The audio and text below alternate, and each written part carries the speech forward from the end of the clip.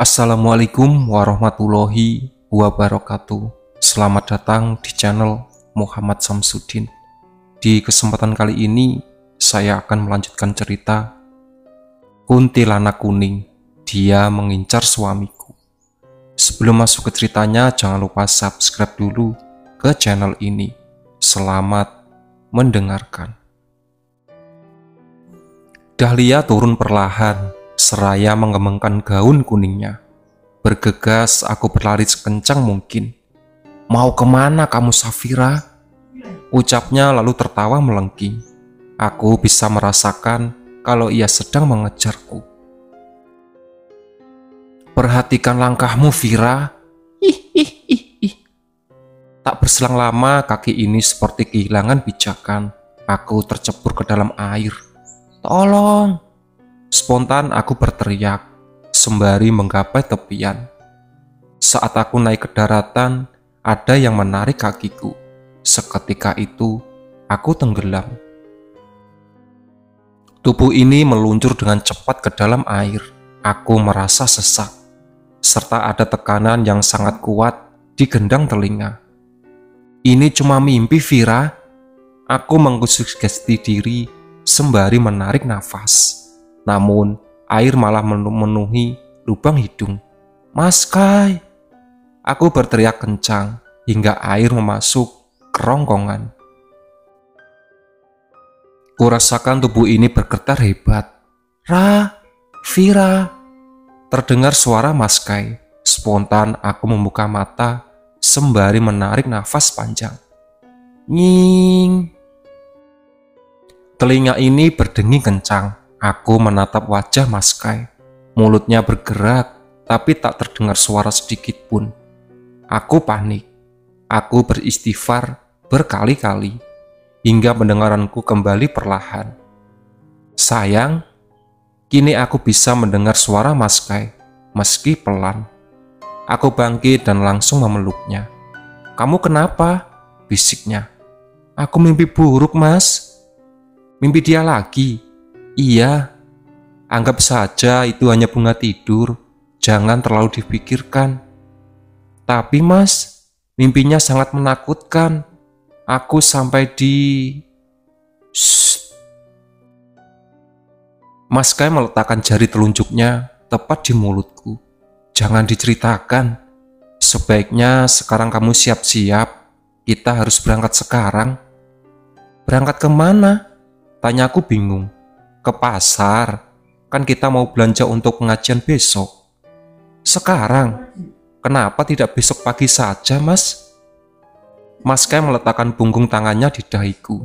"Kamu baik-baik saja kan?" "Memangnya kenapa, Mas?" Aku semakin bingung dengan sikapnya. "Sekarang udah pagi, sayang." "Dek, pagi?" Aku terkejut lalu menoleh ke arah jendela. Suasana di luar seperti masih gelap. Mas, jangan bercanda." "Mas tidak bercanda. Kalau kamu tidak percaya, coba lihat ponselmu saja." Kurai ponsel di atas nakas, lalu melihat jam. Waktu menunjukkan pukul 5:30 pagi. "Hah? Bagaimana bisa? Apakah aku tertidur selama itu?" "Gimana? Mas tidak bercanda bukan?" ucap Mas Kai. Aku mengangguk pelan, masih memasang wajah bingung, masih belum bisa mencerna kejadian yang aneh ini. Tidur lebih dari kemarin siang, lebih dari 12 jam. "Kenapa Mas tidak membangunkanku?" protesku. "Tadi kan sudah Mas bangunkan." Mas Kai turun dari tempat tidur. "Maksudnya, kenapa tidak membangunkanku dari kemarin sore?" "Kemarin sore?" sautnya seraya mengambil baju di lemari. "Iya. Kemarin sore kan tidak tidur, sayang," balasnya sambil mengganti baju. "Aku tidur, Mas." "Iya, tapi sekitar jam 5 sore kamu sudah bangun, terus langsung masak untuk makan malam." "Masak? Bagaimana aku bisa masak sambil tidur, Mas?" Mas Kai malah tertawa.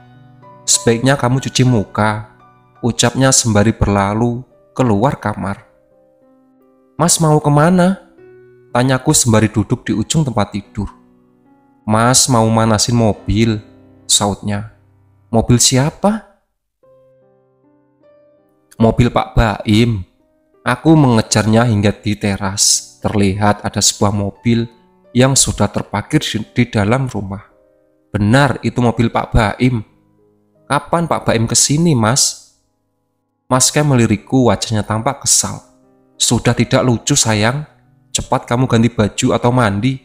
Mas harus membalikan mobil ini sebelum pukul 11. Siapa yang melucu? Kamu. Aku tidak melucu, Mas. Aku benar-benar bertanya. Mempertanyakan hal yang seharusnya kamu sudah tahu, itu aneh dan tidak lucu, sayang.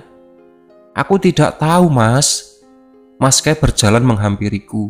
Matanya menyorot tajam. Kok begitu? Apa yang kamu ingat? Seingatku, kepala ini pusing sekali. Terus aku tidur. Kamu sendiri yang mengantar ke kamar. Iya, tapi beberapa jam kemudian, kamu bangun, sayang. Aku tidak bangun, Mas. Baru bangun pagi ini. Kalau kamu tidak bangun, siapa yang masak makan malam? Siapa juga yang menemaniku menonton sepak bola? Jelas-jelas itu kamu. Mas yakin itu aku. Aku curiga kalau ini ada hubungannya dengan Dahlia. Apa mungkin ia menyamar menjadi diriku? Yakin? Memang siapa lagi? Dahlia. Tidak mungkin, sayang. Mas yakin 100% kalau itu kamu. Meskipun sikap kamu memang agak aneh. Aneh gimana? Nanti saja Mas ceritakan. Sekarang kamu siap-siap dulu. Nanti keburu siang. Tapi aku penasaran, Mas. Mas Kai mendekat, lalu mengelus rambutku. Safira sayang, nanti Mas ceritain semuanya. Aku menghela nafas. Ya sudah, tapi aku mau sholat subuh dulu. Bukannya kemarin kamu bilang kalau sedang tidak sholat? Kapan aku bilang begitu? Mas Kai terdiam, lalu membalikkan badan. Ya terserah kamu saja. Mas tunggu di depan. Jangan lama-lama, ucapnya sembari berjalan ke arah mobil. Tintin, sebentar, Mas, teriakku dari ruang tamu. Setelah mengunci pintu, aku bergegas masuk ke dalam mobil. Disambut dengan wajah cemberut Mas Kai. Lama banget, sayang, protesnya. Maaf, Mas, tadi aku mandi terus buat daftar belanja dulu. Kan bisa dicatat di mobil. Ia langsung melajukan mobil ke arah kanan. Loh, mau kemana, Mas? Tanyaku karena biasanya mobil mengambil jalan kiri ke arah kampung. Ya ke pasar kan? Sautnya dengan pandangan lurus ke depan. Iya, tapi kok lewat sini? Ini jalan pintas, sayang. Harusnya bilang, Mas. Kan aku tidak tahu. Dari tadi kamu selalu jawab tidak tahu. Balasnya ketus. Aku melirik wajahnya. Sepertinya ia benar-benar kesal. Sepanjang mata memandang, aku hanya melihat deretan pohon sawit. Tak ada perumahan warga sama sekali. Tak lama berselang terlihat ada 2 truk pengangkut buah sawit terparkir di pinggir jalan. Mas Kai membuka kaca jendela sembari menghentikan laju mobil. Ia menengok keluar. Pekerja yang berdiri di dekat truk itu langsung menyapanya. Setelah mengobrol sebentar, mobil kembali melaju. Aku melirik ke Mas Kai yang tampak fokus memperhatikan jalan. Sepertinya ia lupa dengan janjinya untuk menceritakan kejadian semalam. Mas, ucapku pelan. Ya, sautnya tanpa menoleh padaku. Tadi Mas bilang mau menceritakan kejadian semalam. Mas Kai terdiam cukup lama. Mas, sebenarnya Mas masih bingung. Kamu benar-benar tidak ingat kejadian semalam. Kan aku udah bilang, dari kemarin sore aku itu tidur dan baru bangun tadi pagi. Kalau kamu tidur, terus siapa yang nemanin Mas malam? Lagi-lagi pertanyaan itu. Mungkin itu Dahlia, sautku kesal. Pasca menoleh padaku. Tidak mungkin sayang. Aku tidur, terus ada yang nemani kamu. Siapa lagi kalau bukan Dahlia? Kamu tidak tidur. Mas Kai meninggikan suara. Aku tidur, Mas. Aku pun tak mau kalah, ikut meninggikan suara. Brak. Terdengar suara benturan kencang dari depan mobil. Spontan Mas Kai menginjak rem hingga nyaris membuat tubuhku terjungkal ke depan. Kamu tidak apa-apa sayang? Tanyanya. Tidak apa-apa Mas. Kami kompak menatap ke depan. Apa Mas menabrak sesuatu? Tanyaku. Mas tidak tahu. Mas Kai mematikan mobil, kemudian berniat untuk turun. Bergegas aku memegang tangannya, mencegah untuk turun. Jangan turun Mas, ucapku. Mas Kai menoleh lalu melepaskan genggamanku. Wajahnya kembali terlihat kesal. Kamu ini kenapa sih? Kalau ternyata itu kita menabrak manusia gimana? Kan harus segera dibawa ke rumah sakit. Apa Mas melihat ada orang menyeberang? Tidak. Tadi kan kamu ngajak Mas ngobrol. Aku juga tidak lihat ada orang nyebrang Mas. Terus, menurut kamu, benturan sekeras itu asalnya dari mana?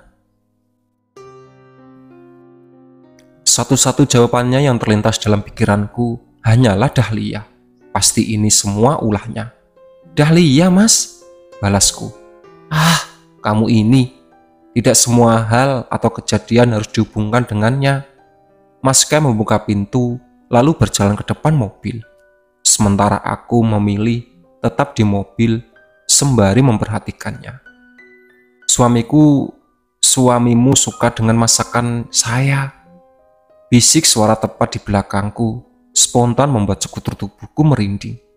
Dahlia, apa dia di belakangku? Perlahan aku melirik kaca spion dari mobil. Kosong. Ia tidak ada di belakang, Mas. Mas, panggilku, setengah berteriak. Bergegas ia berlari menghampiriku. Ada apa? Tanyanya. Dahlia. Dahlia. Tadi aku dengar suara Dahlia dari belakang. Kamu yakin? Iya, Mas. Mas Kai masuk ke dalam mobil, lalu mulai menyalakan mobil dan melaju tanpa berbicara satu kata pun. Ia benar-benar bingung, bercampur takut. Mas, ucapku seraya meliriknya. Iya, balasnya singkat dengan pandangan lurus ke depan. Gimana kondisi mobilnya? Mobilnya baik-baik saja. Tidak ada yang rusak. Jadi, kita nabrak apa? Tidak nabrak apa-apa, sayang. Seperti dugaan kamu benar. Makanya, Mas buru-buru pergi ke tempat tadi. Balas Mas Kai. Mas jadi berpikir, kalau kemarin malam itu memang bukan kamu. Hanya saja, Mas masih bingung. Jika memang Dahlia menyamar jadi kamu, kenapa kamu yang asli tidak ada di kamar? Apa mungkin dia memindahkan ragamu ke suatu tempat? Rasanya tidak mungkin. Kemungkinan terbesar kalau dia memakai raga kamu. Dek. Apa mungkin hantu bisa meminjam raga seorang saat tidur? Jujur, aku belum pernah mendengar atau tentang masalah itu. Namun jika benar Dahlia meminjam ragamu, apa tujuannya? Mas, bisa diceritakan kejadian semalam? Sebentar ya sayang, setelah keluar dari perkebunan sawit ini, Mas khawatir dia masih mengikuti kita. Baik Mas. Kurang dari 10 menit kemudian, kami sudah keluar area perkebunan. Mas Kai belum juga mulai cerita. Apa mungkin ia lupa? Mas, panggilku. Iya sebentar, sautku. Mas Kai memarkirkan mobilnya di pinggir jalan, tak jauh dari sebuah warung bubur ayam. Mas menceritakan sambil sarapan. Ucapnya lalu mengajaknya turun. Sekitar pukul 3 sore, Tono, Kemal pamit pulang. Setelah itu, Mas pergi lalu mandi saat sholat asar. Mas lihat kamu masih tertidur pulas. Mas Kai memulai cerita sambil menunggu bubur pesanan datang. Setelah salat asar, Mas Kai menonton televisi di ruang tengah. Waktu pulang pun berlalu begitu cepat. Hingga ia tak sadar sudah menjelang maghrib. Mas pergi ke kamar. Niatnya mau bangunin kamu. Ternyata kamu sudah bangun. Ucap Mas Kai bersamaan dengan 2 mangkuk bubur ayam yang sudah tersedia di atas meja. Makan dulu sayang, imbuhnya. Iya mas. Sebentar saja makanan kami sudah habis tak tersisa. Mas Kai menatapku. Ada apa mas? Tanyaku sedikit canggung dengan tatapannya itu. Hanya memastikan kalau sekarang ini kamu yang asli. Memang kalau yang palsu seperti apa? Mas Kai mulai melanjutkan cerita. Saat melihatku sudah duduk di ujung tempat tidur, ia mengingatkanku untuk salat asar. Namun aku menolak dengan alasan sedang tidak sholat. Apa dia cerita alasan tidak salat mas? Tanyaku. Bodohnya, mas langsung percaya aja. Tidak bertanya alasan kenapa. Toh kamu sedang sakit, jadi mungkin memang tidak sedang sholat.